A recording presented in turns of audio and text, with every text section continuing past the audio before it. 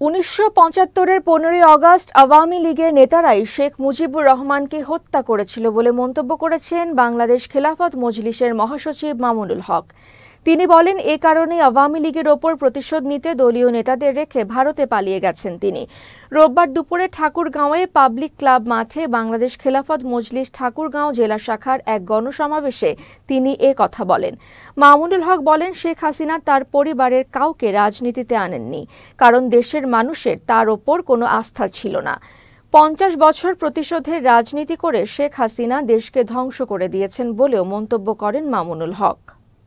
১৫টা বছর ধরে বাংলাদেশের মানুষের অধিকারকে পায়ের নিচে পিষ্ট করেছে। শেখ হাসিনার রাজনীতি ছিল প্রতিশোধের রাজনীতি, তার রাজনীতি ছিল বিভাজনের রাজনীতি। বন্ধুসুলভ আচরণ করবেন, বন্ধুত্বের প্রতিদান পাবেন। প্রভুত্ব করবার চেষ্টা করবেন, আমরা সে হাত ভেঙে গুড়িয়ে দিতে মুহূর্তকাল বিলম্ব করব না।